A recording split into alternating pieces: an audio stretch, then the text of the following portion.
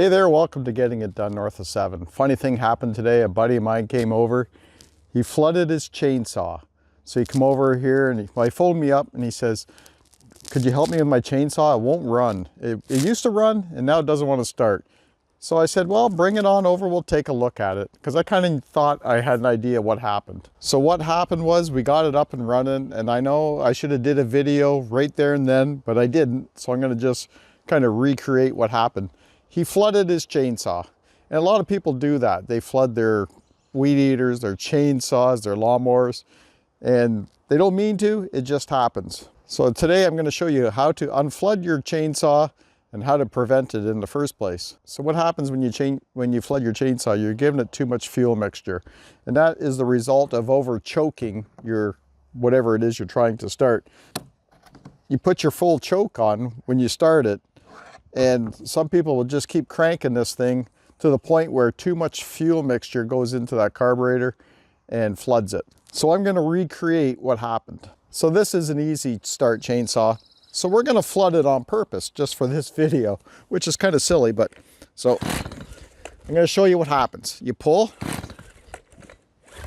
we got the choke on. See right there, and you hear that burp? That's when you should put the lever, whichever way your chainsaw is, into the run position up here like this.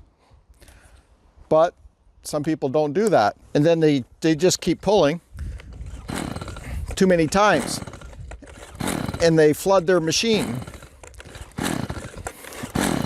And that's what I'm doing right now. I'm flooding it really bad too.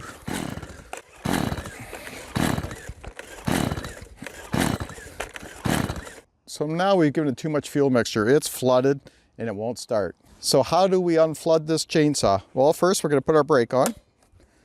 And then we're going to put it's already flooded, so there's no point in using choke. We're going to put it into the run position like that. And we're going to put our knee on it and we're going to hold the throttle wide open. So we got fuel, air mixtures just flowing right through that carburetor. And we're going to unflood it. We're going to pull till it starts.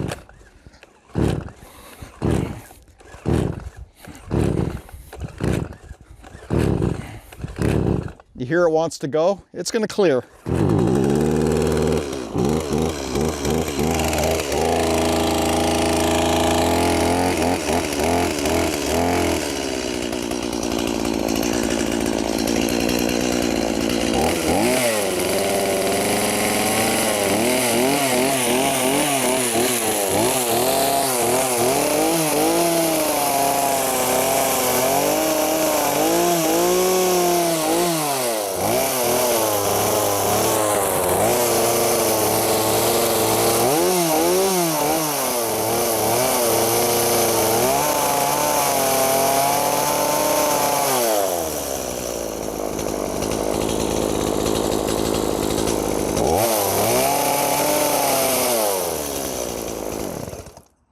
So did you see when it started, all the smoke that was coming out of it? That's because it was too much fuel in there. It had to clear.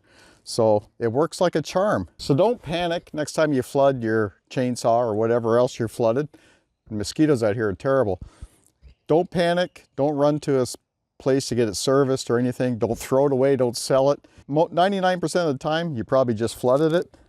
And you just do like I did right there.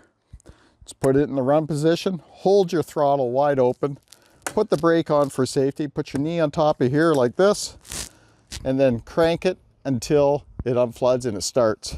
Once it's started, just give it a couple of revs, take your brake off so the chain can roll, and give it a good throttle for, geez, a minute or so until it clears really good and you're good to go. So remember, when you're starting your chainsaw cold, full choke, and then pull, and then when you hear that burp, put the lever in the run position on your chainsaw, give it a pull, and it's likely going to go run really well for you.